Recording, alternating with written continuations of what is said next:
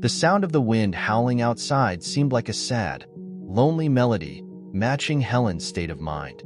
The snow fell in light, yet relentless flakes, covering the street in front of her house with a pristine white blanket. The small home, once bright and full of life during the holidays, was now quiet.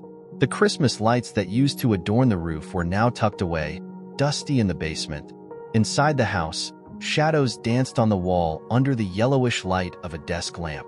Helen sat at the kitchen table, her gaze fixed on a modest plate. A small serving of ham, mashed potatoes, and some green beans were neatly arranged, as if the order could somehow mask the emptiness. She tried to avoid the corner of the room where, for years, she and Robert had set up the Christmas tree together. The space now seemed eerily large, even though it was so small. The soft music of Silent Night played on the radio. Helen adjusted the volume, not to hear it better, but to avoid the complete silence that seemed to scream inside the house. It was the third time she had heard the same song that night, but she didn't have the courage to turn it off. The melody was her only company. Next to her on the table was a mug of tea slowly cooling down. Helen wrapped her hands around the mug, searching for warmth that seemed to come from nowhere. She looked at the photograph above the fireplace. In it, she and Robert were embracing, smiling, in front of a Christmas tree decorated with shiny ornaments and twinkling lights. Robert was holding a wine glass, and she wore a crooked Santa hat that he insisted on putting on her every year. A tear slid down Helen's face. "You promised me you would never leave me alone on Christmas, Robert," she whispered, her voice trembling. "But here I am, alone." Picking up her fork, she finally cut a piece of the ham. The taste was bland, lacking the special seasoning Robert always used. Helen tried to chew, but each bite seemed to accentuate the emptiness. When she put the fork down, she heard a sound that made her stop immediately. A knock. She froze. For a moment, she thought she had imagined it. The knock came again, this time more insistent. It wasn't the sound of the snow or the wind. It was a clear, rhythmic knock on the front door. Helen furrowed her brow, confused. Who could it be? It was Christmas Eve, and the last time someone had visited her on this date was 3 years ago, when Robert was still alive. Rising slowly, she felt her heart race. Each step toward the door seemed heavier, as if the silence around her grew with every movement. She peeked through the peephole, but all she saw was darkness. The streetlight seemed to have been swallowed by the night. She hesitated. Should she open it? Something in her mind told her to stay safe, but another part, the one that always believed in the goodness of people, urged her to turn the doorknob. She took a deep breath, tightened her coat around her, as if the act would make her stronger, and finally opened it. There he was, a man with a tired appearance, wearing a worn brown coat, his shoulders hunched against the cold. His disheveled hair was covered in a thin layer of snow, and his lips were blue, trembling. He held a hat in his hand, revealing reddened and cracked fingers from the biting wind. "Sorry to bother you, ma'am," he began, his voice rough and hesitant. I didn't mean to scare you. I was just looking for a place to warm up. Doesn't have to be for long." Helen's eyes narrowed as she studied him. He seemed harmless, but the persistent fear made her hesitate. She could hear the wind whistling louder behind him, as if trying to push him inside. There was something in his gaze, tired, but sincere, that reminded her of Robert. She wondered what Robert would do if he were there. He always had a kind word and a smile for everyone. He would never turn someone away in need, especially on Christmas Eve. "Come in," she finally said, her voice softer than she expected. The man stepped in hesitantly, brushing the snow off his shoes as he entered the warmth of the house. Helen closed the door behind him, feeling a strange mix of relief and uncertainty. And in that moment, without realizing it, Helen had opened the door not just to a man, but to the beginning of a Christmas she would never forget. The man entered with careful, almost reverent steps, like someone not used to being welcomed. The door closed softly behind him with a faint creak, muffling the sharp sound of the wind. Inside the house, the warmth began to melt the snow accumulated on his shoulders, creating small drops that silently dripped down to the floor. Helen stood still, a few steps away, gripping the edge of her chair as if she needed support. The presence of the stranger filled the room, and her mind was a whirlwind of questions. Who was he? What had brought him to her door on this particular night? The man looked up, meeting Helen's gaze. His brown eyes, deep and marked by life on the streets, were a mix of gratitude and embarrassment. He opened his mouth to say something, but then closed it again, as if the words slipped away. He lowered his gaze once more and murmured, "Thank you for letting me in." Helen nodded, still speechless. The room seemed fuller than ever, but at the same time, she couldn't summon the courage to break the silence. As if reading her thoughts, the man gestured toward the fireplace. "You have a lovely home." "The fireplace? It reminds me of the one we had when I was a kid," he said, offering a shy smile that quickly disappeared. Helen blinked, slightly surprised by the comment. Her house, small and humble, had never seemed anything special, but the way he looked around, as if admiring every detail from the worn bricks of the fireplace to the crocheted towel on the table, made her see it differently, if only for a brief moment. She finally spoke, her voice stronger than she expected. "You must be cold." He nodded. "Yes, ma'am. It's a tough night out there." Helen pointed to a chair near the fireplace. "Sit down. You can warm up. Would you like a cup of tea?" The man hesitated, as if the offer were too generous to be true, but eventually nodded. "That would be wonderful, thank you." As Helen walked to the kitchen, her thoughts were in conflict. Part of her regretted opening the door, after all. Who was this man really? But another part, a deeper part, told her she had done the right thing. Robert would have insisted on it. He always believed that Christmas was a time for giving, even when there was little to offer. In the kitchen, Helen grabbed another mug and filled it with hot tea. From where she stood, she could observe the man as he approached the fireplace. He rubbed his hands over the flames, absorbing the heat with visible relief. His clothes, though clean, were worn. The coat, too large for him, had patches on the sleeves. When she returned with the tea, Helen noticed that he was staring at something above the fireplace, the photograph of her and Robert. "Your husband?" he asked, pointing to the picture. Helen stopped abruptly, gripping the mug tighter. "Yes," she replied, her voice carrying a tone she didn't even recognize. "Robert. He passed away 3 years ago." The man turned to her, his eyes lowered. "I'm sorry. He seemed like a good man." She handed him the mug and sat in the other chair, still evaluating every gesture of this stranger. He loved Christmas. He made this house a special place, full of life. Now, it's just, she stopped, swallowing her words, as if finishing them were too painful. The man nodded, blowing on the tea before taking a sip. "Christmas can be tough. For me, it's just another day. But I imagine that, for you, it means a lot." Helen remained silent, reflecting on what he had said. Something in his tone, a mix of pain and resignation, struck her. For a moment, she felt like she wasn't as alone as she thought. "And you?" she asked, with genuine curiosity. "What's your name?" He hesitated, placing the mug back on the table before answering. "Jack." "Jack," she repeated, testing the sound of the name. "Where are you from, Jack?" He let out a short, humorless laugh. "From many places. But I don't think I have a place to call home. At least not for a long time."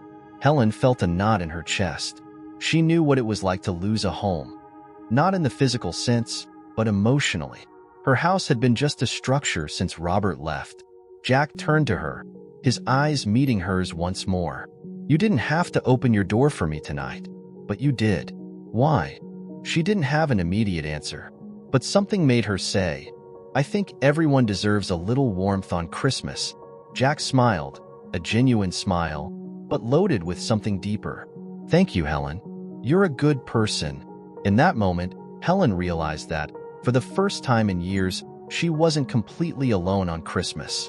Jack leaned slightly in his chair, warming his hands on the tea mug, while Helen watched him from across the room. Although he seemed more relaxed, there was still something cautious in his movements, as if he was always ready to run if necessary. The exchange between them was silent, but heavy with the weight they both felt.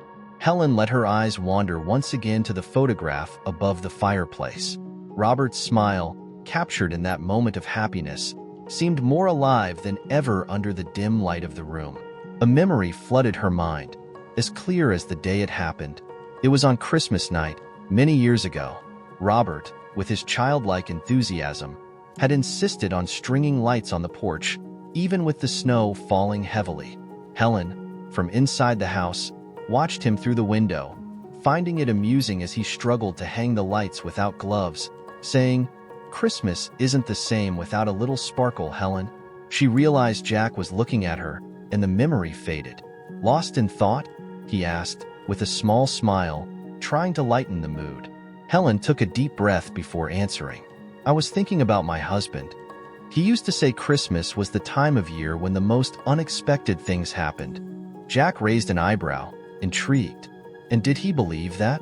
Helen shrugged, her gaze returning to the fireplace. "He didn't just believe it. He lived it. He always found a way to make Christmas special, no matter how difficult things were." Jack looked down at the floor, thoughtful, before replying. "It sounds like he had something many people forget. The ability to believe, even when things seem hopeless." Helen fell silent, reflecting on his words.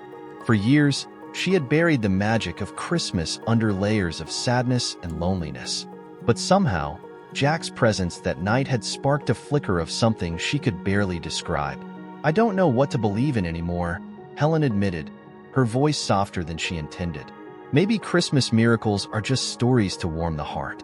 Nothing more." Jack leaned forward, resting his elbows on his knees. He held the mug firmly, as if he needed the warmth to gather the courage before speaking.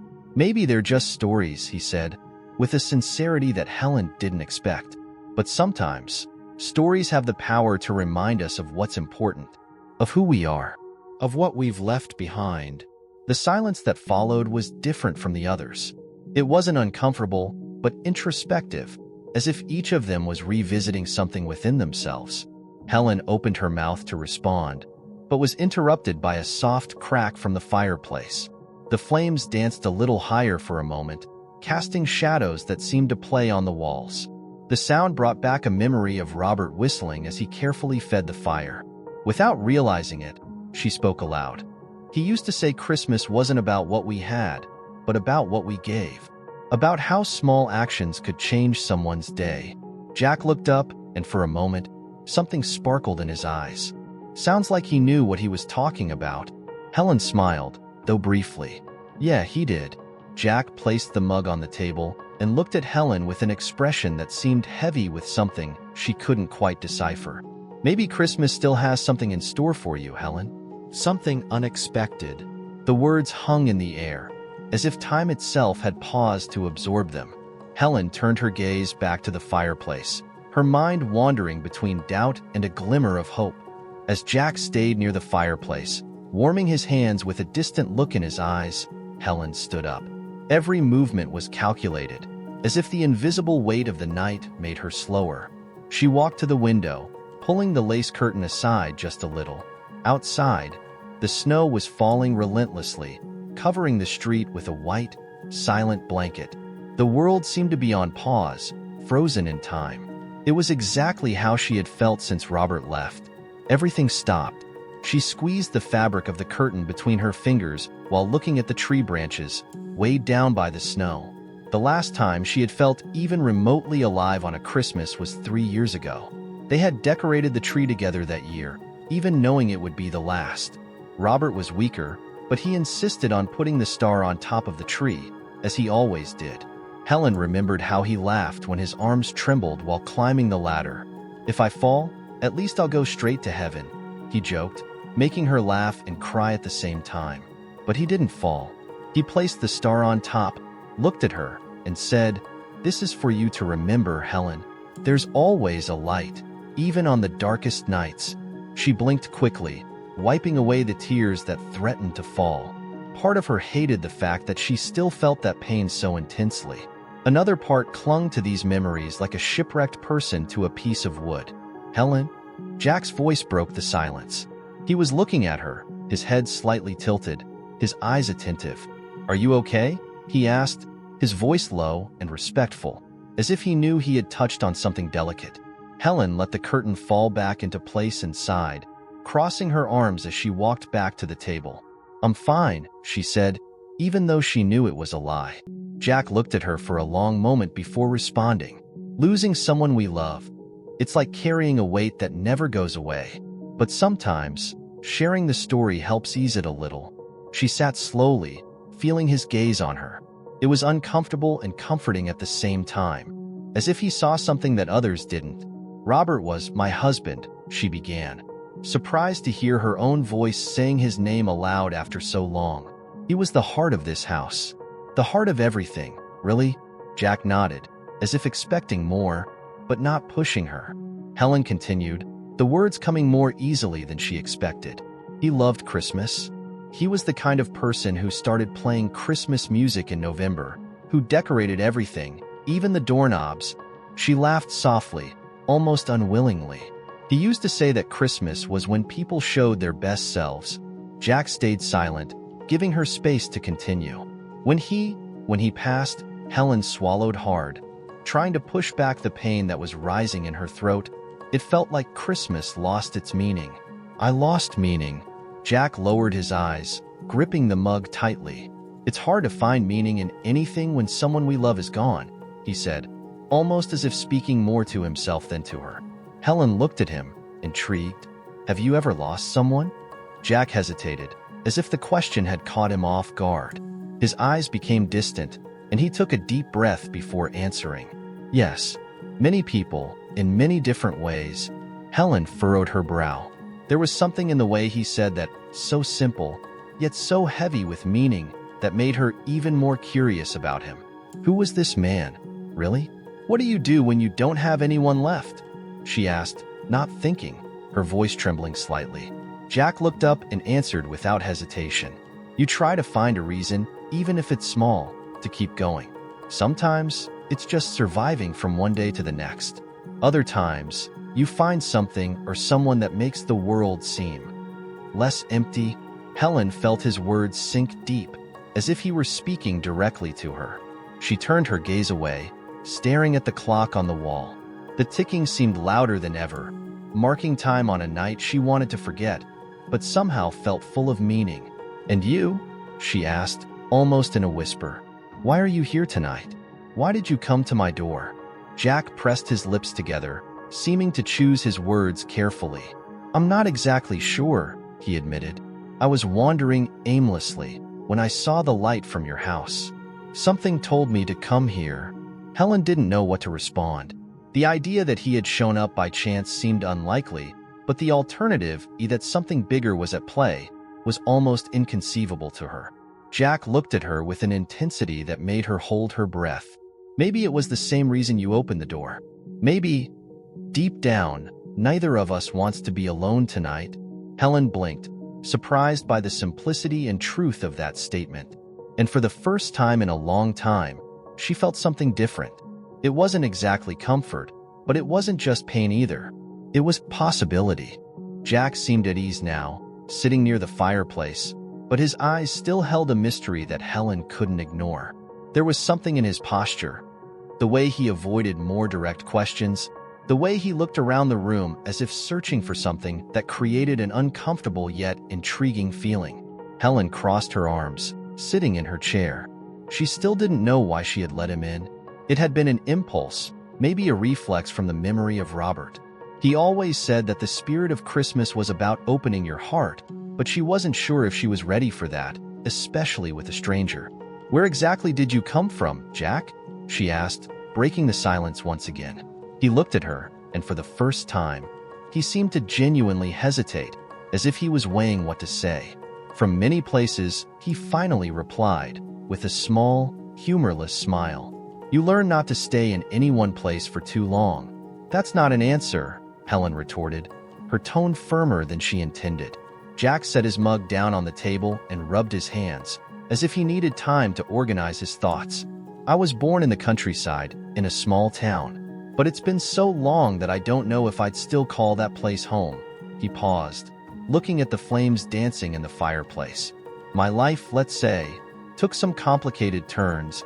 Helen noticed the tension in his voice, a weight that seemed inescapable. He wasn't lying, but he clearly wasn't telling her everything. Complicated turns, she repeated, letting the words linger in the air. We all have our problems, Jack. He lifted his eyes and gave a sad smile. Yes, ma'am, but not everyone has someone to share the weight with. Sometimes, carrying it alone is the only option. Helen felt a lump form in her throat. She knew what it was like to carry the weight alone, but something in the way Jack said that made her wonder if he was dealing with something even darker. So, you were just wandering? With no destination? Something like that. He leaned forward, resting his elbows on his knees. I passed by many houses tonight. All had lights flashing, laughter coming from inside, the smell of good food in the air. He paused and looked directly at Helen. But yours was different.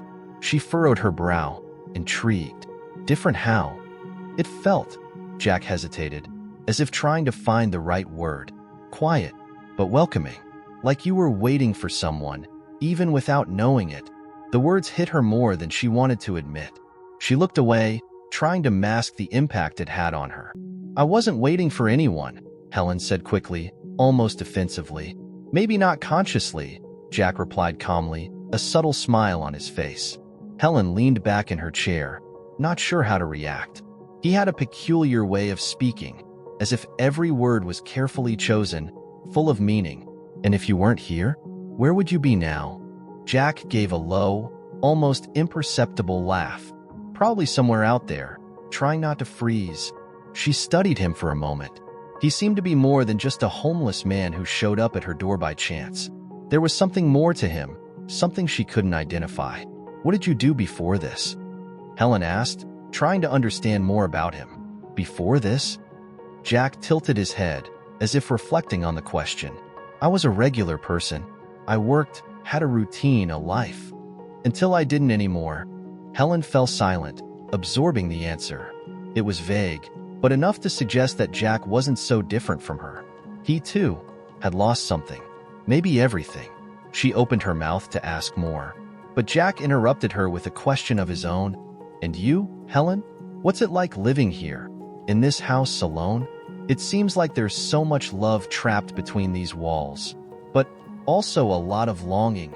Helen flinched slightly at the question. She wasn't used to being analyzed like that, especially by someone she had just met. But instead of pulling away, something inside her gave. That's exactly it, she said, almost in a whisper. This house used to be full of life, but now, it's just a place to pass the days. There's nothing here for me anymore, just memories. Jack nodded, as if he understood perfectly. Memories are important, but sometimes, we need something new to remind us of who we are. Helen raised an eyebrow, intrigued. And what would that be, Jack? A Christmas miracle? Jack smiled, but this time it was a genuine smile, lighting up his weary face. Who knows? Isn't that what Christmas is about? Unexpected things that show up when we least expect them? The words echoed in Helen's mind, bringing to the surface something she hadn't felt in a long time. A spark of hope, even if it was small. Helen gripped the edge of the table with her fingers, watching Jack with a mix of curiosity and caution. Every word he spoke seemed carefully measured, as if he were telling parts of a larger story without revealing everything. Something about him made her uneasy. He wasn't like the others who passed by looking for charity. He carried a presence that was hard to ignore. You're a mysterious man, Jack, Helen finally said, trying to mask her distrust with a slight smile. Jack laughed softly, a sound that seemed almost involuntary. That wasn't my intention, Helen. I've just learned that not all stories need to be told all at once. Helen tilted her head, intrigued. And this story you keep so well? Is it long? Long enough to fill many cold nights like this one? He shrugged, shifting in his chair. But maybe not interesting enough for a Christmas. Before Helen could respond, a strong gust of wind blew outside, shaking the windows and making the fire crackle louder. The sound seemed to bring a silent urgency to the room, as if the time between them was limited. I'll go get more firewood, Helen announced abruptly, standing up. The idea of doing something practical helped her avoid the conversation that seemed to be heading toward emotionally charged territory. "I can help," Jack said, already standing. "No need," Helen replied quickly, more firmly than she intended. "I'll do it myself." Jack paused and nodded, respecting the implicit boundary in her voice. He sat back down, but his eyes followed Helen as she left the room. On the small porch at the back of the house, Helen found the firewood stash. The biting cold enveloped her immediately, and the darkness seemed more oppressive than usual. As she stacked the pieces of wood in her arms, her mind raced. Who was this man? Why had he decided to knock on her door? And why had she given in to that impulse to let him in? There was something familiar about him, but not in a comforting way, more like a feeling of déjà vu, as if he were a fragment of a puzzle she couldn't quite complete. Helen returned inside, closing the door with a thud that echoed through the house. When she entered the room, Jack was standing, holding the photograph of her and Robert that had been on the mantel. He didn't seem intentionally invasive, but his gaze fixed on the picture made Helen's heart beat faster. "He seemed like a good man," Jack commented, not taking his eyes off the photo. Helen stopped, still holding the firewood, feeling a mix of discomfort and nostalgia. "He was," she replied cautiously. "Very good." Jack carefully set the photo back, as if handling something sacred. He turned to Helen, and for the first time since he'd entered the house, his eyes seemed softer, more vulnerable. "You know," he began, sitting back down, "sometimes, someone's memory is all that keeps us standing." Helen furrowed her brow, intrigued. "And who do you remember, Jack?" He hesitated, as if the question caught him off guard. His eyes fixed on the fireplace, the flames reflected in his gaze. "Many people," he finally replied. "Some who are still here, others who left too soon." Helen sat down slowly, placing the firewood next to the fireplace. "You speak like someone who's lost a lot." Jack gave a short, joyless laugh. "Losing is something you learn to carry. The hard part is not letting it define you." His words resonated within Helen. For a moment, she felt like he was speaking about her, as if he had seen through the defenses she'd carefully built. "And what brought you here, Jack?" she insisted, her voice firm. "Why choose this door among so many others?" Jack looked at her, and there was something in his eyes, something that seemed to carry a story he wasn't ready to tell. He opened his mouth to respond, but was interrupted by an unexpected sound. The old clock on the wall struck, marking 9 o'clock. Jack looked away and replied vaguely, "Maybe, because I thought you'd open it." The answer left her more confused than before, but Helen realized that forcing him to speak wouldn't help. Still, the mystery surrounding Jack began to shift into a subtle discomfort. She wondered if what she felt was distrust or a growing curiosity. As he warmed himself again by the fire, Helen felt a twinge of doubt. Had she made a mistake? What if letting this man in wasn't the right decision? But then, something in the way he watched the fire, with a mix of melancholy and admiration, made her feel something else. A strange sensation that he wasn't there by chance. The sound of the flames crackling in the fireplace filled the silence of the room as Jack remained seated, motionless, lost in thought. Helen, however, couldn't relax. Even after placing the photograph of Robert back in its spot and arranging the firewood next to the fireplace, she felt her hands restless. Something about Jack made her nervous, not in a dangerous way, but in a strange familiarity that she couldn't explain. The kitchen seemed like the ideal refuge at that moment, and Helen walked into it, not exactly sure what she intended to do. When she opened the oven door, the smell of the roasted ham and seasoned green beans escaped and enveloped her, bringing a bit of unexpected comfort. "Why did I do all this? Just for myself," she whispered to herself, almost regretting the effort. In the living room, Jack raised his gaze at the sound of dishes being moved. He hesitated before standing up and walking slowly toward the kitchen door. He stopped at the threshold, leaning with his hands in his pockets, and watched Helen as she organized the food with automatic, almost mechanical movements.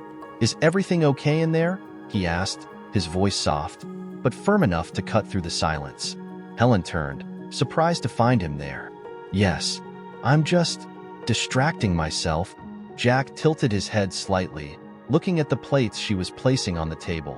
"That's a lot of food for just one person." Helen paused, his words hanging in the air.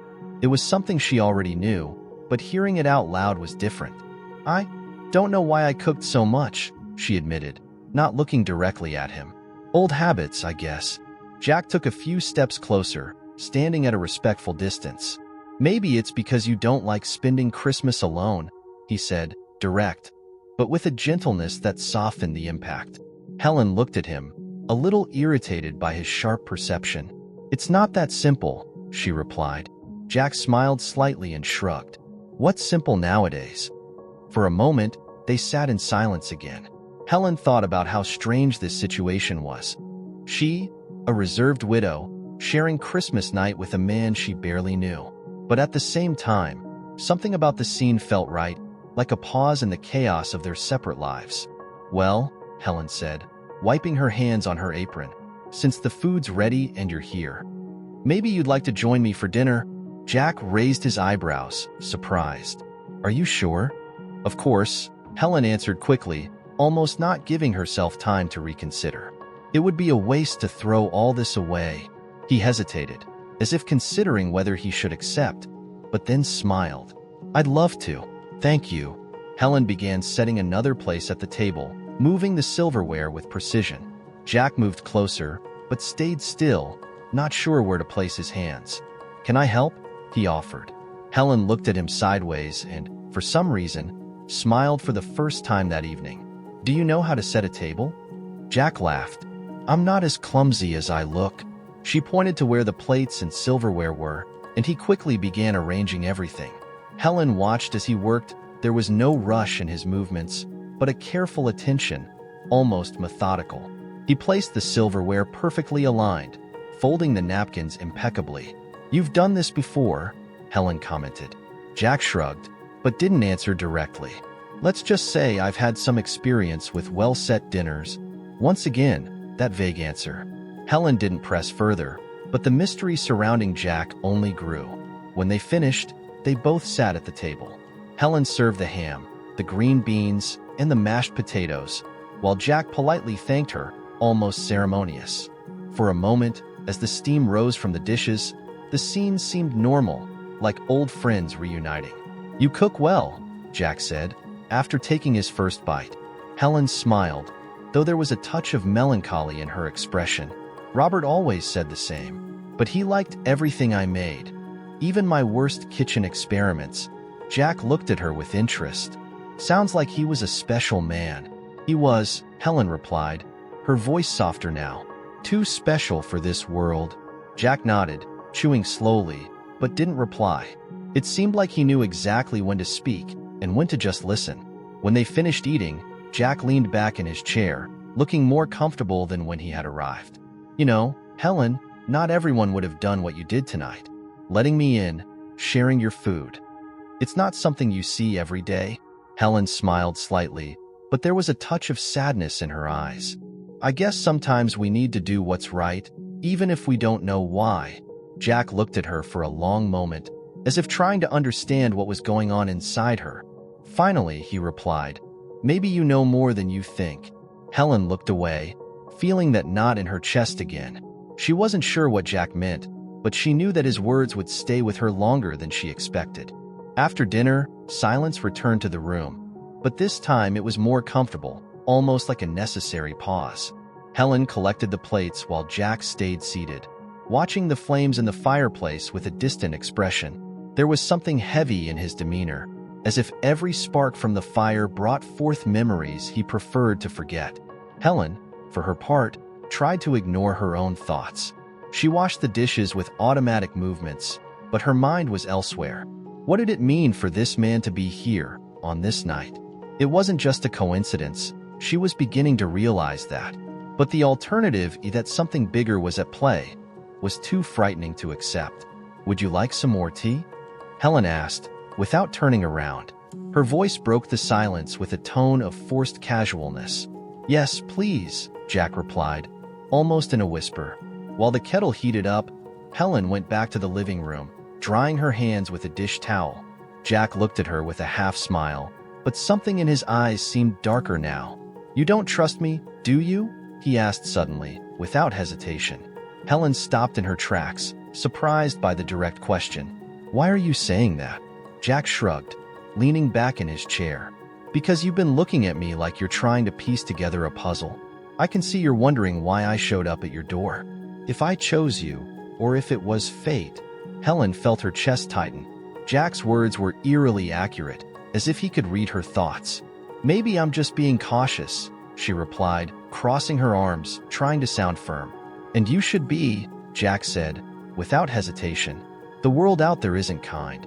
I know that better than anyone. Helen hesitated for a moment before sitting in the chair opposite him. Then why did you come here, Jack? What's your purpose? Jack stared at the fireplace for a long moment before responding. I don't know, Helen. Maybe I don't have a purpose. Or maybe I came here because you needed someone just as much as I did. Helen was left speechless. It was as if he had pulled out a truth she wasn't ready to admit. I didn't need anyone, she said, but her voice faltered, betraying the conviction she was trying to convey. Jack raised an eyebrow but didn't say anything. He just looked at her, with that gaze that seemed to see through her words. Since Robert died, I've been living like this, Helen continued, almost unaware that she was speaking. Alone. It's not easy, but it's what I know how to do. And does it make you happy? Jack asked, his voice soft, but relentless. Helen fell silent. She opened her mouth to respond, but no words came out. Happy? That wasn't a question she allowed herself to ask. Surviving was enough. The kettle whistled in the kitchen, interrupting the tense moment. Helen stood up quickly, grateful for the distraction. When she returned, she held 2 cups of tea. She placed one in front of Jack and kept the other in her hands, as if the warmth could heat something deeper within her. You speak like someone who knows a lot about loss, Helen said, trying to steer the conversation away from herself. Jack nodded slowly, blowing on his tea before taking a sip. I've lost things, yes. People, places. But what hurts the most is losing parts of who you were. You know, pieces of yourself that just disappear.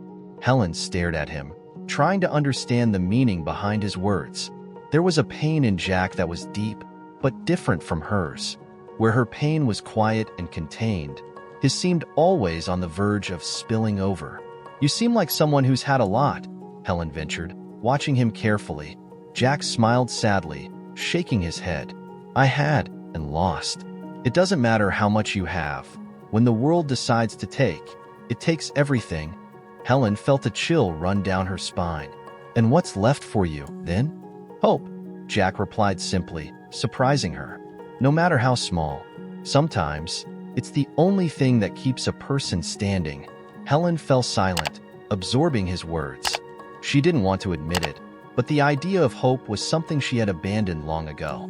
And now, hearing Jack, she started to wonder if maybe there was still something that could reignite that flame. But before she could respond, an unexpected sound from the street made her look up.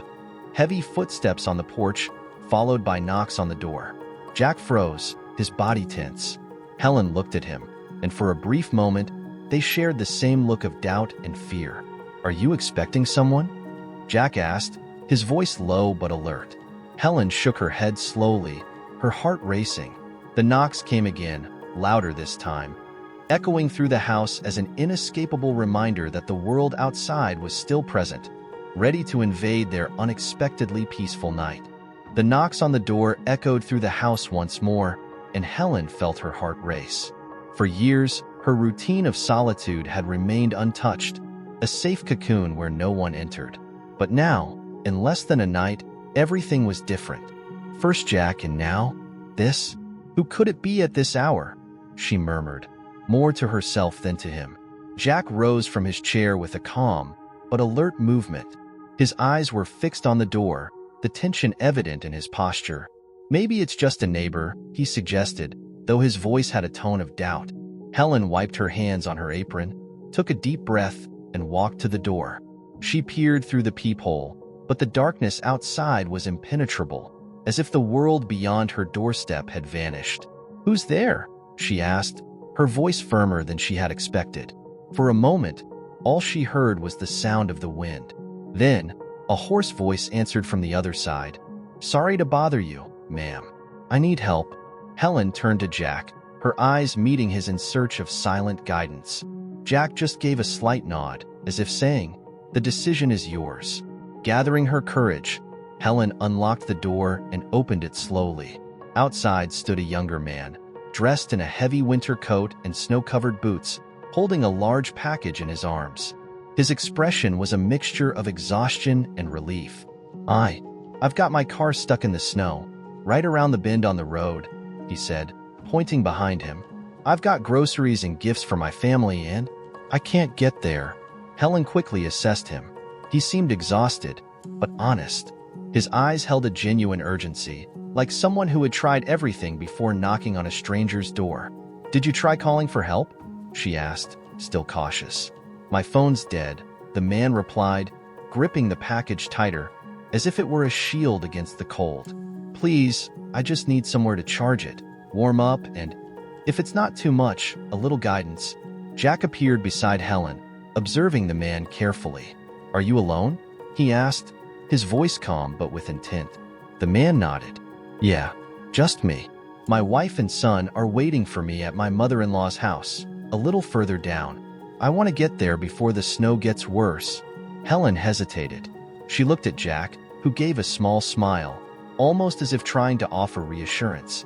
"Come in," Helen said, stepping aside to make room. The man quickly stepped inside, bringing with him a gust of icy wind. He removed his hat and stomped his feet to shake off the snow. "Thank you so much," he said, with sincerity. "I really didn't know what to do." Helen closed the door and looked at the new visitor cautiously.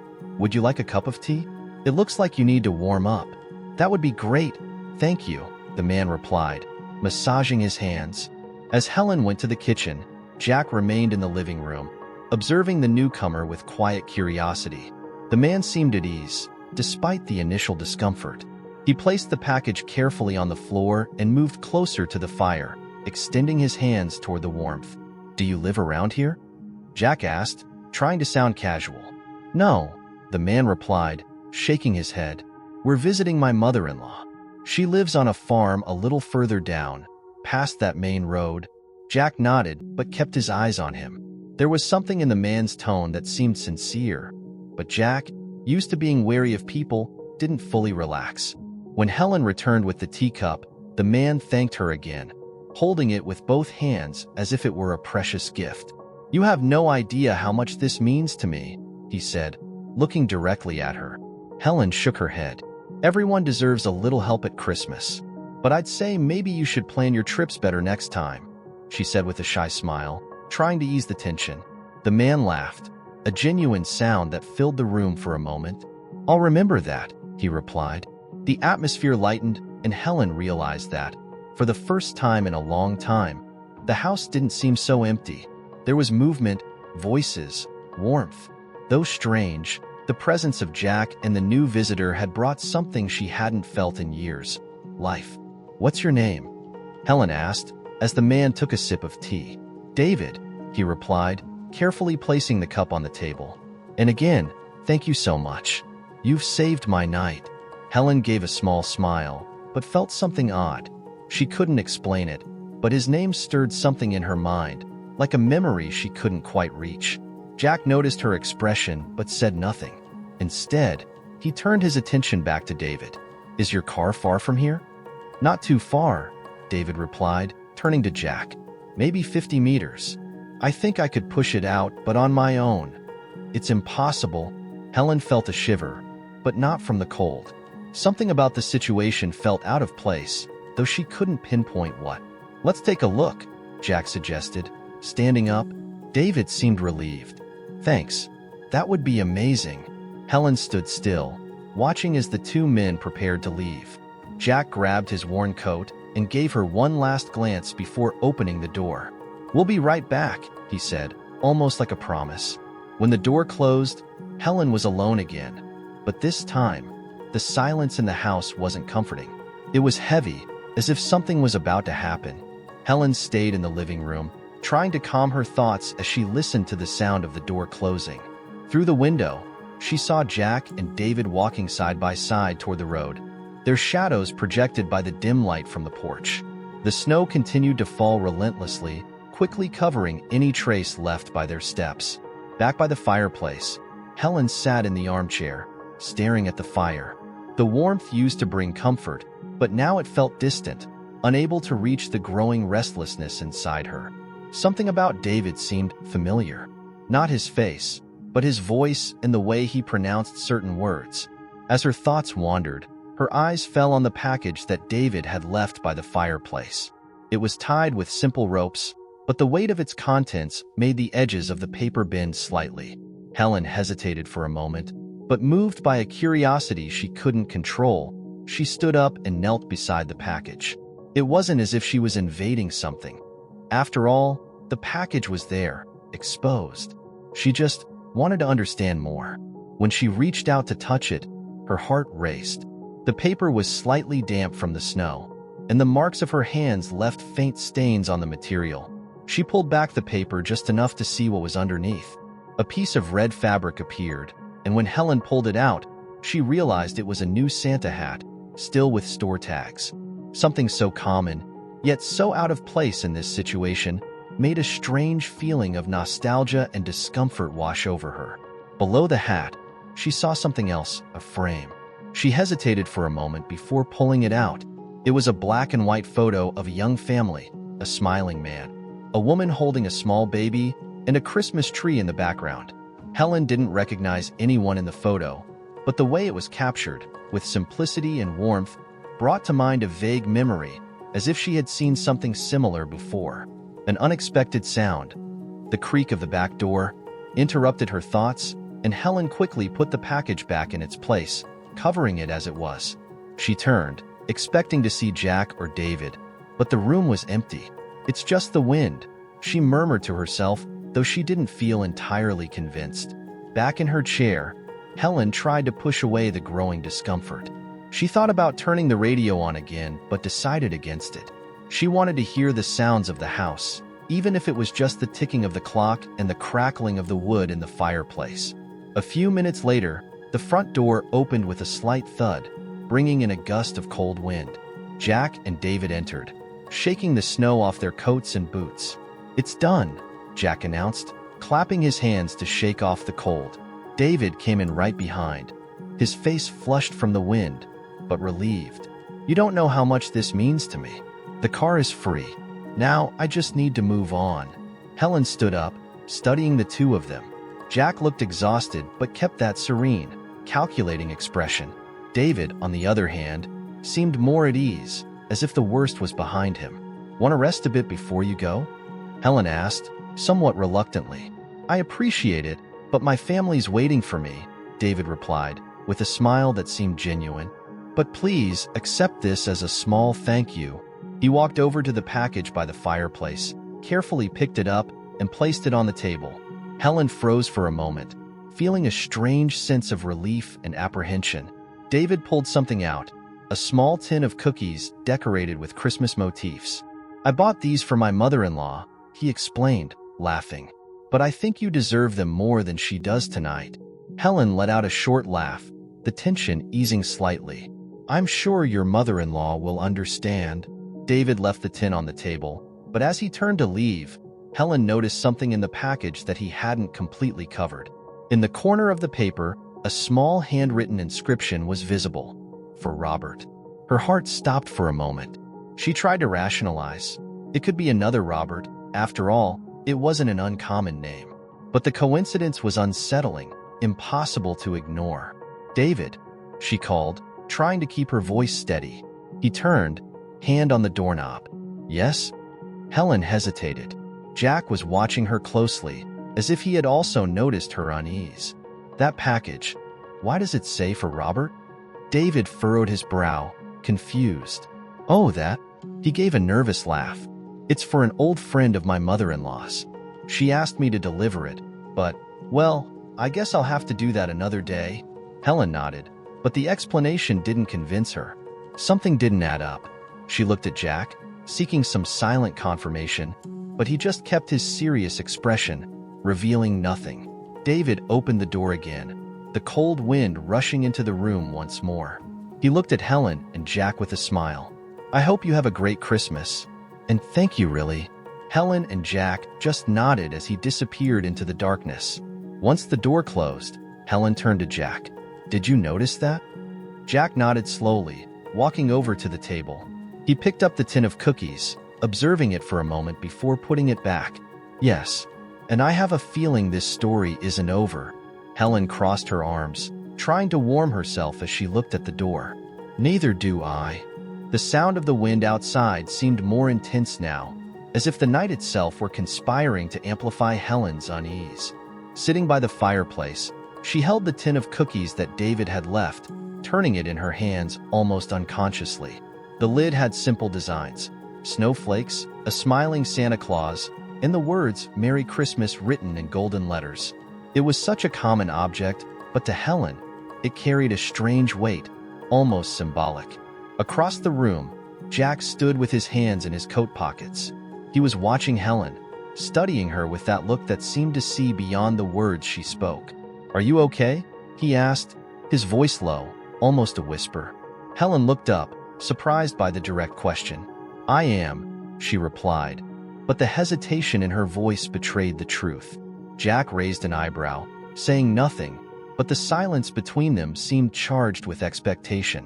"It's just," Helen started, trying to find the right words. "It doesn't make sense." "What exactly doesn't make sense?" Jack asked, moving closer and sitting in one of the chairs. Helen gripped the tin tighter, as if needing something physical to anchor her thoughts.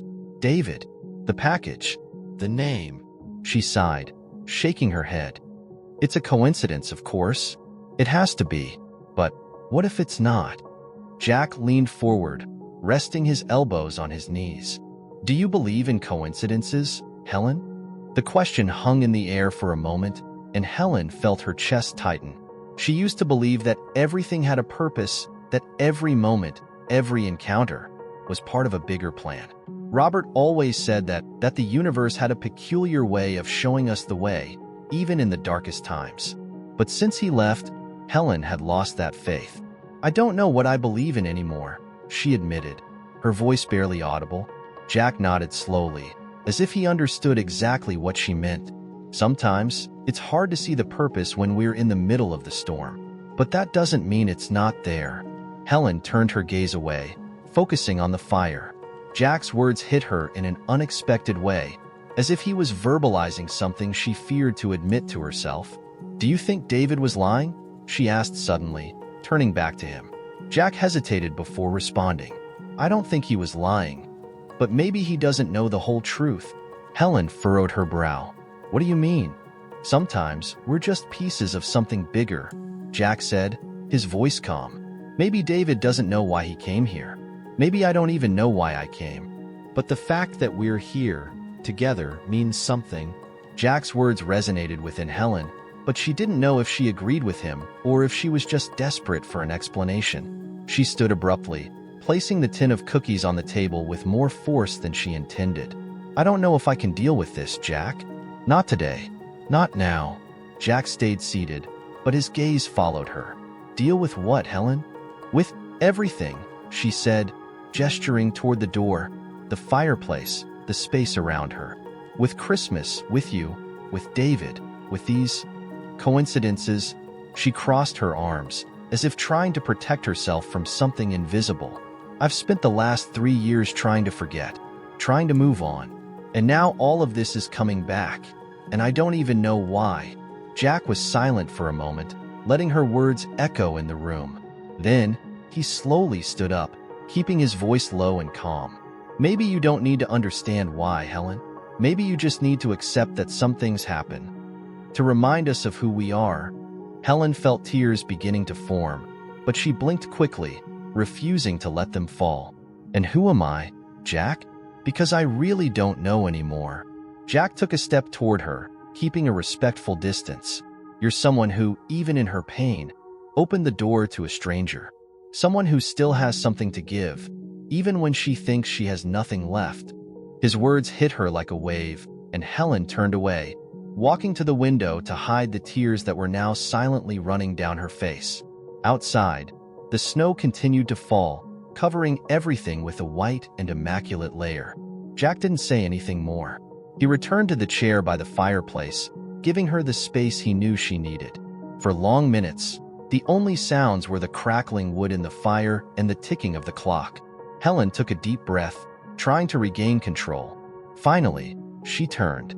Her face was serious, but there was something in her eyes, a determination that hadn't been there before.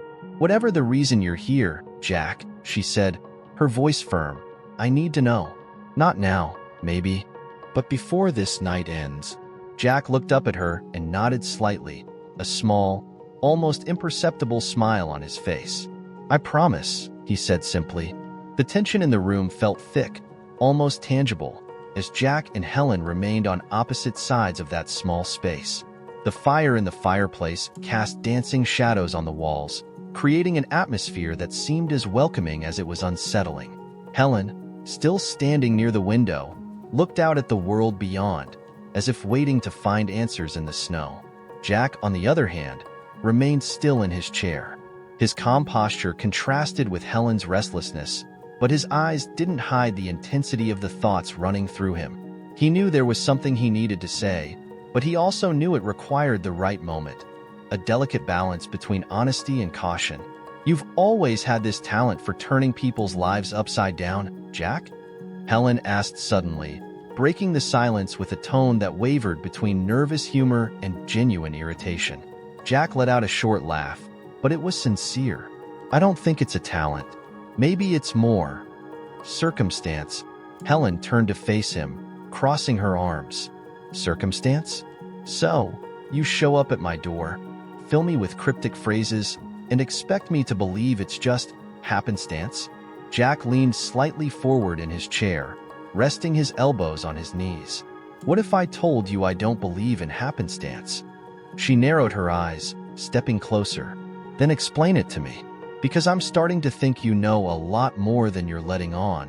Jack took a deep breath, staring at the flames in the fireplace before responding. "I don't know everything, Helen, but I do know that some things don't happen by coincidence." He lifted his eyes to meet hers. "If I'm here, it's because I'm supposed to be." "And what does that mean?" she asked, trying to keep her voice steady but unable to hide the emotion that was beginning to surface. "It means," Jack began slowly, choosing his words carefully, "that maybe I have something to give you. Something you didn't even know you needed." Helen crossed her arms, trying to protect herself from the flood of thoughts that Jack's enigmatic tone triggered. "I'm not looking for anything, Jack." "Maybe not," he said, with a small smile that seemed to know more than she did. "But sometimes, what we're looking for finds us." Helen laughed, but it was a short, almost sarcastic sound. "That's beautiful poetry, Jack, but I'm not one of those people who believes in signs or destiny." "Not anymore." Jack nodded, accepting her words without resistance. "I know, and that's exactly why I'm here." The words hung in the air, full of meaning.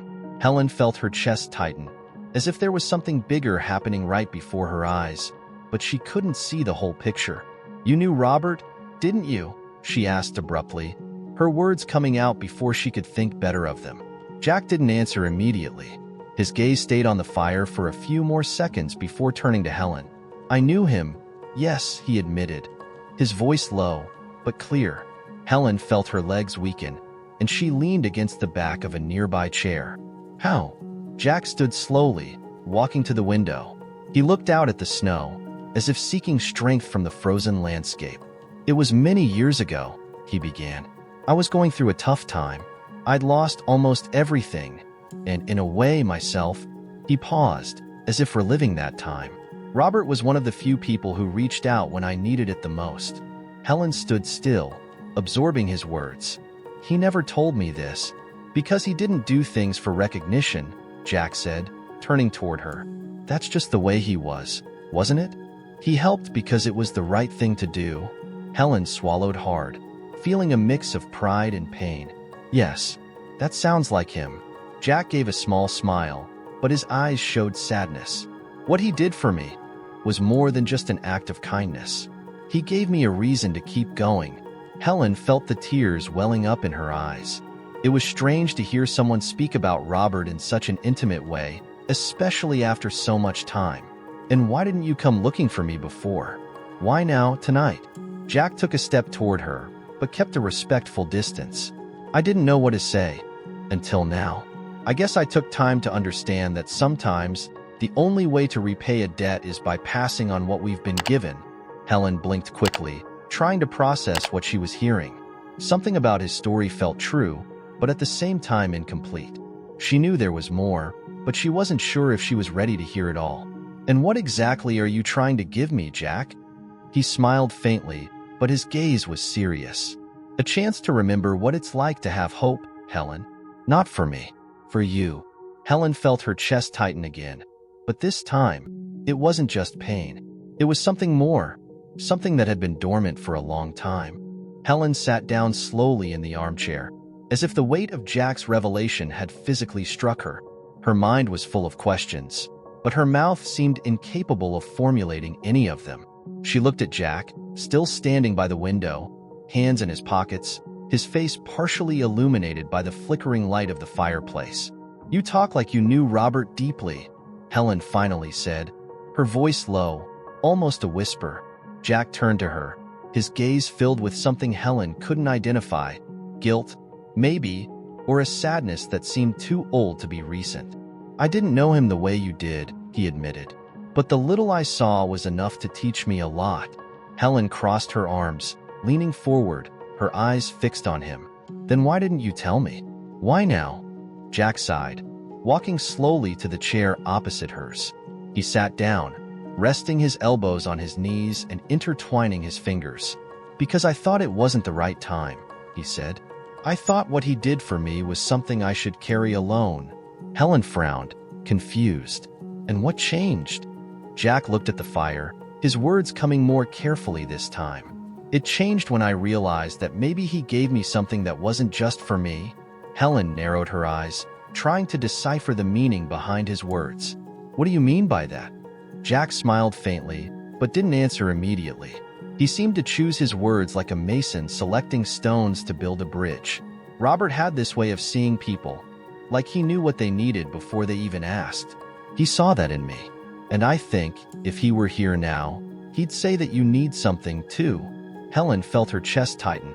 And what do you think I need, Jack? Something to believe in again, he answered without hesitation. Helen turned her gaze away, staring at the fire as if she could find the answers in the flames. She didn't want to admit it, but his words were stirring something deep within her. A void she had learned to ignore, but now it seemed more evident than ever. It's not that simple, she said, her voice faltering slightly. I know it's not, Jack replied, his voice calm but firm. Believe me, I know. Hope isn't something that just appears. It's something we have to fight to hold on to, even when it seems impossible. Helen shook her head, a small, humorless smile curving her lips. You talk like it's easy. It's not, Jack said, leaning a bit further forward. But sometimes, the hardest things are the only ones worth having. For a moment, silence took over the room again. Helen felt Jack's gaze on her, but she didn't look away from the fire. She didn't want him to see how much his words were breaking down the walls she had worked so hard to build. Jack was the first to break the silence. You know, Helen, he used to talk about you. She looked at him, surprised. Robert talked about me? Jack nodded. All the time. He wasn't very detailed, but you could tell how much he loved you. He used to say that you were the reason he was who he was. That, no matter how cruel the world could be, you were proof that kindness still existed. Jack's words hit Helen like a punch to the stomach. She closed her eyes for a moment, trying to control the tears threatening to fall. When she opened them again, she saw Jack watching her with a look of understanding, but no pity. He saved you, she said, more to herself than to Jack. In many ways, Jack replied, but he also knew he couldn't do everything for me, that I'd have to find my own way. And I think now I understand that part of that path brought me here. Helen frowned, still trying to process everything. And what do you think you're doing here, Jack? Helping me? Jack gave a small smile, leaning back in his chair. Maybe. Or maybe you're helping me too. Who knows? Helen let out an exasperated sigh, but there was a softness in her tone. "You're impossible, Jack. Always answering with riddles." Jack laughed, a low and genuine sound that brought a small smile to Helen's face. "I think I'm out of practice with these kinds of conversations." "Sorry about that." Helen shook her head, allowing herself to relax a little. There were still so many questions, so many things she didn't understand, but for the first time in years, she felt that maybe she didn't need to find all the answers at once. "Jack," she said, her voice calmer now, "whatever it is you came here to do." "Thank you." Jack looked at her, his eyes carrying a warmth that seemed almost familiar. "I should be thanking you, Helen. After all, you opened the door." The sound of the wood crackling in the fireplace was the only noise in the room. Helen and Jack sat in silence, each lost in their own thoughts. Helen leaned slightly forward, staring into the flames, while Jack remained in the opposite chair, hands folded in his lap. Helen finally broke the silence. "You know, Jack, you talk like you understand exactly what I'm going through. Like you've already lived through it."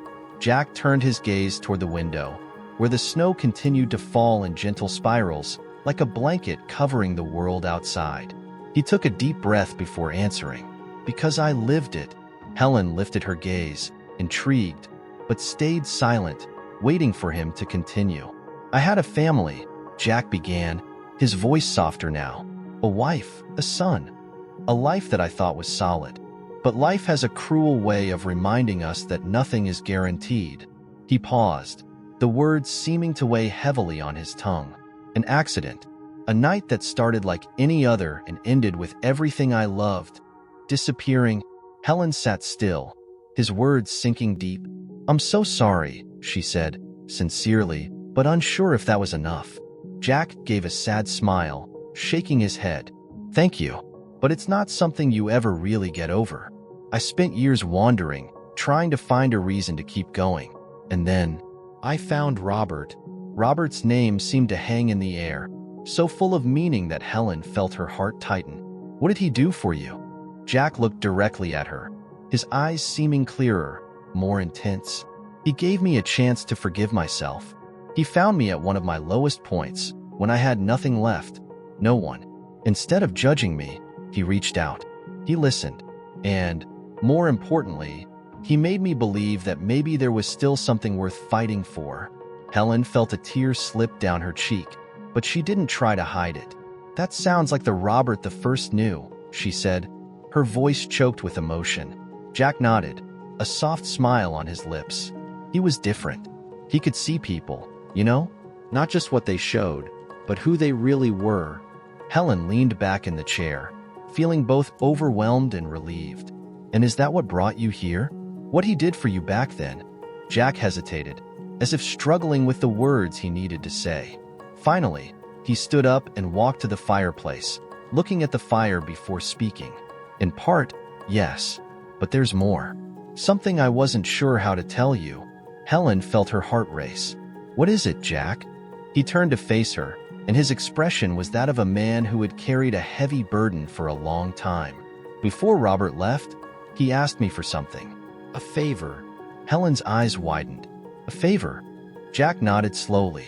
He knew he wouldn't have much time, and he knew you'd have a hard time dealing with it. "He asked me, one day, to come to you, to remind you that, even in the darkest moments, there's still something worth living for." Jack's words hit Helen like a blow. She gripped the back of the chair, trying to process what she had just heard. He knew I'd feel like this? He knew I would give up? Jack took a step closer, but kept a respectful distance. "No, Helen. He never thought you'd give up, but he knew it would be hard. And he wanted to make sure that, if you needed it, someone would be here to remind you of who you are." Helen covered her face with her hands, tears flowing freely now. Jack's words brought forth all the pain, but also all the love she had for Robert. Even in his final moments, he was thinking about her, caring for her. "I don't know what to say," Helen murmured, still hiding her face. Jack kneeled beside her, speaking softly. "You don't have to say anything. Just know that he never really left you. What he gave you, the love you shared, is here." He pointed to her chest. "And it always will be." Helen lowered her hands from her face, looking at Jack with tear-filled eyes. "And why you? Why did he choose you?" Jack smiled faintly, his gaze still full of sadness. "Because he knew I'd understand. That I'd know what it's like to lose someone who means everything."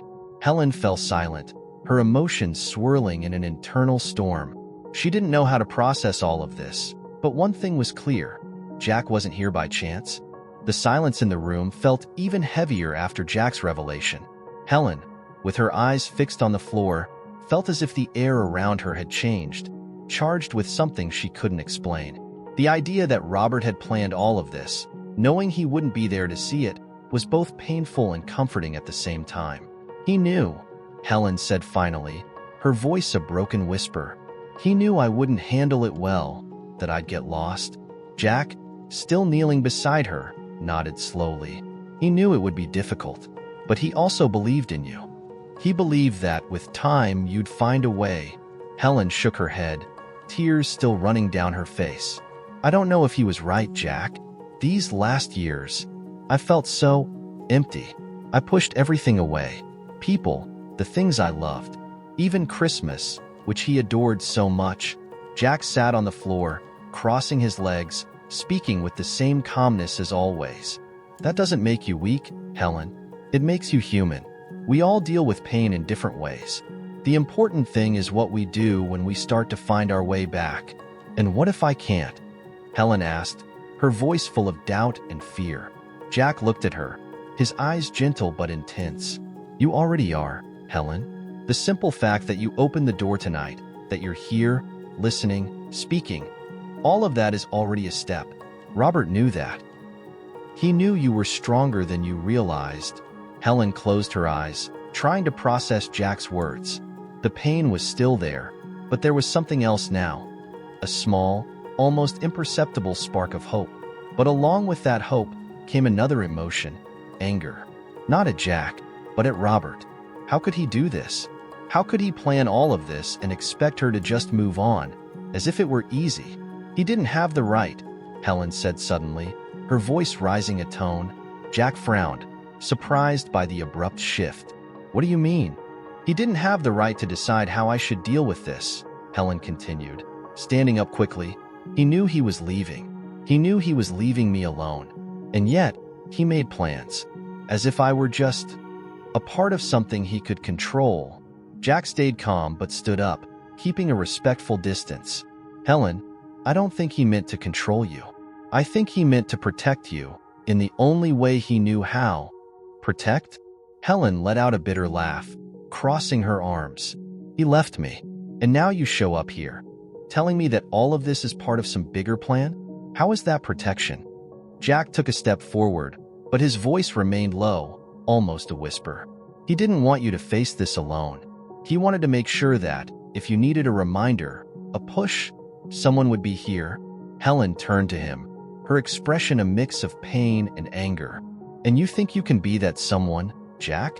Someone who barely knows me, who comes into my house on Christmas night and tells me he knows what I need?" Jack didn't step back. He kept his gaze fixed on hers, his expression serene but determined. "I don't think I know everything, Helen, but I know what Robert saw in you. And I know you're not the type of person who gives up." Helen felt his words strike something deep inside her. The anger began to give way to something else, a mixture of sadness and acceptance that she didn't know how to handle. She looked at Jack, trying to find something she could use against him, something that would invalidate what he was saying. But she found nothing. "Why are you doing this, Jack?" she asked, her voice finally cracking. "Why do you care so much?" Jack took a deep breath, his eyes still fixed on hers. "Because I know what it's like to lose everything and have no one to remind you of who you are. And because Robert gave me a second chance. Now it's my turn to repay that." The words hung in the air, and Helen felt something break inside her, a barrier she hadn't even known existed. She turned back to the fireplace, letting the tears fall freely. Jack didn't approach this time. He just stayed there, waiting, knowing that she needed time. "I don't know if I can, Jack," Helen said finally, her voice barely audible. "You can," Jack replied without hesitation. "And you don't have to do it alone." Helen didn't respond, but something inside her began to change. Slowly, The anger dissolved, making room for something softer, more bearable. Helen remained with her back to Jack, staring into the fire as if searching for answers in the flickering flames. Her mind was a whirlwind of conflicting emotions: sadness, anger, relief, and a new feeling she could barely recognize, a desire to change. Jack, on the other hand, stayed silent. He knew pushing her at that moment wouldn't help. He simply waited, watching with respect and patience as Helen wrestled with the internal battle he knew had to happen. Finally, Helen broke the silence, her voice firmer now, but still laden with emotion. "I don't know if I can be the person you think I am, Jack, or that Robert thought I was. Strong, resilient, able to start over." Jack leaned slightly, crossing his arms as he stood near the table. "You don't have to be all of that at once, Helen. Starting over isn't a giant leap. It's a step, a small one, then another, and another." Helen turned slowly to face him, her eyes still moist, but her expression calmer. "And if I fail? What if I just can't?" Jack gave a small smile, stepping a little closer, but stopping at a comfortable distance. "Failing is part of the process. It's not about not falling, Helen. It's about continuing to try. And you're not alone. Not anymore." His words echoed in Helen's heart. She didn't want to admit it, but Jack's presence that night had sparked something inside her, a spark she thought had been extinguished. Still, she wasn't sure if she was ready to accept this change. "And what happens after tonight, Jack?" she asked, crossing her arms as if trying to protect herself from her own emotions. "You'll leave, and I'll be here, with this empty house and these memories haunting me?" Jack took a step back, tilting his head slightly. "After tonight, Helen, it's up to you to decide what comes next. But I believe you'll find a way to fill this house again. Not with memories of the past, but with new stories, new moments." Helen let out a heavy sigh, feeling the weight of his words. They made sense, but accepting them meant facing a part of herself she'd been ignoring for years. The part of her that still wanted to live, despite everything. "Robert was always the optimist," Helen said, more to herself than to Jack. "He always believed things would work out, even when everything seemed lost." Jack smiled softly. "Looks like he left a little of that in you, even if you don't realize it yet." Helen shook her head, but there was a small smile on her lips now. "You really know how to mess with someone's head, Jack." He laughed, a low and comforting sound that brought a small smile to Helen's face. "I like to think I'm just returning the favor." Helen sat quietly for a moment, absorbing everything he had said. She knew she was at a crossroads. She could stay as she was, stuck in the routine of her pain, or she could try, just try, to open herself to something new. "If I decide to try," Helen began, her voice hesitant, "what do I do first?" Jack leaned in a little, the smile still there. But now there was something else in his gaze: hope. "First, you start by believing you deserve to be happy again. Then, you take a step, no matter how small." Helen nodded slowly, feeling a strange calm wash over her. It wasn't a magical solution, but it was a start. She walked over to the table, picked up the tin of cookies that David had left, and opened it. Inside, there was a small note with the cookies, something Helen hadn't noticed before. She took the piece of paper, unfolded it, and read aloud. "May this Christmas be a new beginning." Helen looked at Jack, the paper trembling in her hands. "Did you know about this?" Jack shook his head slowly. "No, but it seems like someone out there is rooting for you too." Helen let out a short laugh, something between relief and the absurdity of the coincidence. Maybe it was just that, a coincidence. Or maybe, as Jack seemed to believe, there was something more guiding this night. She put the note back in the tin and looked at Jack, her smile now more sincere. "Maybe I need more than just a small step. Maybe I need cookies." Jack truly laughed now, a warm sound that filled the room. "I'd say that's a good start." The note in the tin of cookies seemed like a simple message, almost trivial, but Helen couldn't take her eyes off it. The words echoed in her mind like a melody she hadn't heard in years. "May this Christmas be a new beginning." She slowly closed the tin, placing it carefully on the table, as if it held something too fragile to be rushed. Jack watched silently, allowing Helen the space to process the moment. He knew that sometimes the right words at the right time could change everything, or at least light a spark in the darkness. Helen sighed and looked at Jack. "Do you believe in miracles, Jack?" He tilted his head slightly, a small smile forming on his lips. "I believe they can happen in ways we don't always understand. And you, Helen? Do you believe?"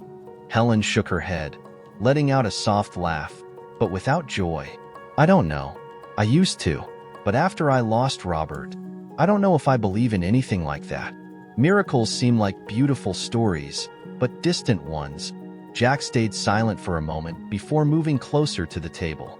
"Sometimes, a miracle isn't something grand or impossible. Sometimes, it's just a second chance. A little push in the right direction." Helen crossed her arms, pressing them against her body as if trying to protect herself from the weight of Jack's words. "And you think that's what's happening now? That all of this, you, David, tonight, is some kind of miracle?" Jack shrugged, his gentle smile still there. "I think it's whatever you want it to be. Miracles only make sense if we're open to seeing them." Helen was about to respond when a soft sound interrupted her. It was a metallic sound coming from beneath the table. She looked down and saw that Jack had placed something there without her noticing. "Jack?" she asked, confused. He bent down, pulling out a small package wrapped in brown paper, tied with simple twine. He placed it on the table between them. "What is this?" Helen asked, furrowing her brow. Jack took a deep breath, as if gathering courage to speak. "Something Robert left for you. He gave it to me a long time ago, with clear instructions to give it to you. When the time was right." Helen felt her heart race, her eyes fixed on the package, her hands trembling slightly as she reached for it. The paper was aged, but intact, and there was something written on it. "For Helen, with all my love." She swallowed hard, unable to hold back the tears that now flowed freely. "He knew," she whispered, almost inaudible. Jack nodded. "He knew that one day you'd need this." With trembling hands, Helen untied the twine and opened the package. Inside, there was a small leather-bound notebook, old but well kept. When she opened it, she saw that it was a journal. On the first page, it was written by hand, in Robert's unmistakable handwriting. "For Helen, who taught me the true meaning of Christmas." Helen let out a sob, covering her mouth with her hand. She turned the page, finding words carefully written as if each one mattered. "Helen, if you are reading this, it means the time has come. I know the last few years have been difficult, and I'm sorry I couldn't be by your side to face all of it. But if there's one thing I learned from you, it's that love never really disappears. It transforms, grows, and finds new ways to reach us. This journal is my gift to you. It's a collection of memories, thoughts, and wishes I wrote over the years. But more than that, it's a reminder that you are strong, generous, and capable of creating new miracles in your life. I believe in you, Helen. I've always believed. With all my love. Robert." Helen pressed the journal to her chest, tears streaming freely now. She couldn't speak, only feel. It was as if Robert were there, holding her, saying the words she needed to hear. Jack, silently, took a step back, allowing her the moment she clearly needed. After a few minutes, Helen looked at Jack, her face still wet with tears, but now with something different in her expression. A calmness, a lightness that hadn't been there before. "Did you know about this all along?" she asked, her voice hoarse but not accusing. Jack shook his head. "I knew he left something for you, but I didn't know exactly what it was. I just knew it was important." Helen took a deep breath, still holding the journal. "It was more than important. It was everything." Jack smiled softly, tilting his head. "Then maybe you found your Christmas miracle after all." Helen let out a soft laugh, filled with emotion. "Maybe." Robert's journal was safe in Helen's hands as she held it close to her chest, as if it were the last tangible connection she had to the man she loved so deeply. His words still echoed in her mind, bringing a mix of sadness and comfort. For the first time in years, she didn't feel the suffocating emptiness that followed her every Christmas. There was something else now, a sense of warmth that, though faint, was unmistakable. Jack stayed by her side, silently, respecting the moment. He could see that something was changing within Helen. a transformation she herself seemed reluctant to fully accept. "He knew exactly what I needed to hear," Helen finally said, her voice soft but steady. "Even after all this time, he's still looking out for me." "Robert had a special way of doing that," Jack replied gently. "He saw beyond the present moment. He knew that true love continues, even when we can't be physically present anymore." Helen nodded, wiping her tears with the sleeve of her sweater. She looked at Jack, her eyes still glistening with emotion. "But what about you, Jack? You've talked so much about how Robert helped you, and now you're here, helping me. But what about you? Who's taking care of you?" Jack seemed surprised by the question, as if he hadn't expected Helen to turn the focus back on him. He looked away for a moment, reflecting before answering. "I think what Robert did for me was enough to sustain me for a long time. But this," he gestured to her, to the journal in her hands, "this helps me too. Knowing that I can do for you what he did for me. That's enough." Helen furrowed her brow, studying Jack more closely. For the first time, she noticed the weight he carried, a sadness he hid well, but that was there, in the corners of his eyes and in the way he sometimes hesitated before speaking. "Have you ever thought that maybe you're sacrificing too much, Jack?" she asked, her tone soft but direct. Jack gave a small smile, but there was a hint of melancholy in his gaze.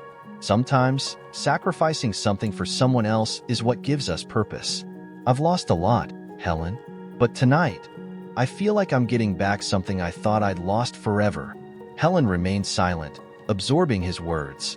She knew exactly what he meant. For years, she had felt empty, as if she had lost pieces of herself along with Robert. But now, with the journal in her hands and Jack here, it felt like a small part of her was coming back. A part she thought was lost forever. "You said you believe in second chances," Helen said, a small smile forming on her lips. "Maybe it's time you take one too." Jack blinked, surprised. "And what do you suggest?" Helen pointed to the opposite chair, motioning for him to sit down again. "Start by telling me more about you. Not just what you've lost, but what you still have. What do you want, Jack?" Jack hesitated, but the kindness in Helen's gaze encouraged him. He sat slowly, crossing his arms as he thought. "I think I want what everyone wants," he began, his voice lower now. "A place to call home, people to share it with. But after losing so much, you start to wonder if you still deserve it." Helen leaned forward, looking directly at him. "You do, Jack, more than anyone. And if you can't believe that yet, well, maybe it's my turn to remind you." Jack's eyes widened slightly, and for a moment, he seemed at a loss for words. But then he smiled, a genuine smile that lit up his face in a way Helen hadn't seen before. "It seems Robert knew exactly what he was doing when he asked me to come here," he said, his tone warm. "I think he knew that, in the end, we both need this." Helen smiled, nodding. "Maybe he was wiser than I thought." The sound of the clock on the wall caught both of their attention. It was almost midnight. Helen looked out the window, where the snow was still falling silently, covering the world with a tranquil purity. She stood up, holding the journal carefully. "Jack, would you mind coming with me to the porch? I think I want to feel the fresh air for a moment." Jack nodded, rising and following Helen to the front door. When she opened it, a gust of cold air enveloped them, but the chill felt invigorating. Helen looked up at the sky, where the clouds were beginning to disperse, revealing shimmering stars. "It's beautiful, isn't it?" she said, with a tone of admiration. "It is," Jack replied, looking at her, but she didn't notice. Helen took a deep breath, feeling the cold fill her lungs. For the first time in a long time, she didn't just feel pain. She felt something else, a small, but growing sense of peace. "Thank you, Jack," she said, without turning to him. "Why?" he asked. She finally looked at him, smiling. "For not giving up. Not on Robert, not on me. I think we all need someone to remind us who we are." Jack smiled again, but this time, he didn't say anything. He knew that words weren't necessary. The cold air of the night wrapped around Helen and Jack as they stood on the porch, watching the snow fall silently. The world around them seemed suspended in time, pristine and calm, but inside Helen, a whirlwind of conflicting emotions still swirled. She held Robert's journal close to her chest, as though it were a shield against the fears that were beginning to emerge. Despite the momentary serenity, a persistent doubt gnawed at her. Would it be enough? What would happen when Jack left, when the house became silent and empty again? You said you believe in second chances, Helen began, her voice hesitant, but waited. But what if I don't know what to do with mine? What if all of this is temporary? Jack turned to her, his eyes full of empathy. Helen, no change is instant. It's a process, and sometimes, in the middle of it, everything seems worse before it gets better. Helen let out a heavy sigh, looking up at the starry sky. I just don't know if I can. It's like there's a part of me still stuck back there with him. Jack nodded slowly. That part will never fully disappear. And maybe it shouldn't. The people we love leave deep marks on us. But that doesn't mean you have to stop living because of them. Helen closed her eyes, feeling the tears welling up again. She tried to swallow the lump in her throat, but Jack's words hit her with a force she hadn't expected. He was right, but the truth was hard to accept. I feel so lost, she admitted, finally letting the tears fall freely. For so long, I tried to hide it. I pretended I was fine, that I was handling everything. But the truth is, I feel empty, like everything that made sense was taken from me. Jack took a step closer but didn't touch her. Instead, he spoke softly, his voice firm but gentle. You're not alone, Helen. Not now, not ever. Robert's love is still here. And even if I leave, what he left for you, and what you can still find in yourself, will always be with you. Helen looked at Jack, her eyes filled with tears, but also with something else, vulnerability. She had never admitted this to anyone before, not even to herself. But now, with Jack there, it seemed impossible to hide. And what if I fail? She asked again, almost like a plea. Jack gave a small smile, but there was a seriousness in his expression. You've already faced the worst, Helen. You've survived what many couldn't. What you call failure, I call courage. Because even when you wanted to give up, you kept going. His words were like balm, but also a mirror. Helen felt a mix of shame and hope, an internal struggle that left her exhausted. She held the journal tighter, as if it were an anchor preventing her from sinking completely. I want to believe that, Helen said, her voice trembling. I want to believe there's something more for me, but Jack gently interrupted her. But fear is real, and it's okay to feel it. Fear doesn't define you, Helen. What matters is what you do despite it. Helen let out a sob, and for the first time in years, she allowed herself to be completely vulnerable. All the pain, all the sadness, all the guilt she had been holding inside poured out like a flood, washing away years of repression. Jack said nothing, just stayed there, present, like a rock in the middle of the storm. He knew this moment was essential for Helen. After a few minutes, Helen composed herself, wiping the tears away with the sleeve of her sweater. She looked at Jack, her expression still marked by pain, but with a determination that hadn't been there before. Thank you, she said, her voice low, but full of sincerity. Why? Jack asked, tilting his head slightly. For not letting me run away from this, Helen replied. I needed to face it, even if it hurt. Jack smiled, a mix of relief and admiration. You're stronger than you think, Helen. You always have been. She looked again at the snow, now falling less intensely, as if the world were beginning to slow down along with her mind. For the first time in a long time, she felt that maybe there was a path to follow. Helen's house had been transformed.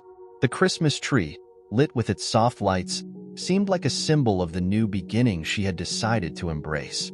The tin of cookies left by David was now on the table, accompanied by small ornaments Helen had found and decided to use. It was all simple, but filled with meaning. Helen was sitting in the armchair, Robert's journal resting on her lap. Since Jack had left, his words kept echoing in her mind. The love we shared never disappears. It finds new forms. She looked at the crackling fire in the fireplace and felt something she hadn't felt in years. Peace, not because the pain had disappeared, but because now she understood she could live with it without letting it be all that existed. For the first time, Helen thought of Christmas as something more than a holiday she had to endure. Now, It seemed like a chance to begin again, to create new memories and share what life still had to offer. "Thank you, Robert," she whispered, stroking the cover of the journal. "And thank you, Jack, for reminding me who I am." Helen stood up and walked to the window, looking at the snow that continued to fall gently. Outside, the night was calm, but inside, something was stirring. An idea, a plan, a determination to turn her home into a place that not only welcomed memories but also created new ones. She knew she couldn't change everything at once, but she could start with small steps, like sharing recipes, inviting neighbors, rekindling forgotten traditions. It was simple, but powerful. Before turning off the lights, Helen took one last look at the Christmas tree. She smiled, feeling a lightness she hadn't felt in a long time. "This is the beginning," she said to herself. "Christmas is the perfect time to turn pain into unforgettable memories." Just as Helen found a way to start over, you can also create magical moments with your loved ones. With the ebook Sweet Christmas Memories, Simple Recipes to Warm the Soul, you'll have access to simple and meaningful recipes to warm not just your table, but the hearts of those you love. Imagine the smiles of your loved ones as they taste these delights, while sharing moments that will become lifelong memories. The link to get your ebook is in the pinned comment. Start now and create new traditions that will warm the hearts of your entire family. Don't miss any videos. Subscribe now and let us know what you thought of this video in the comments.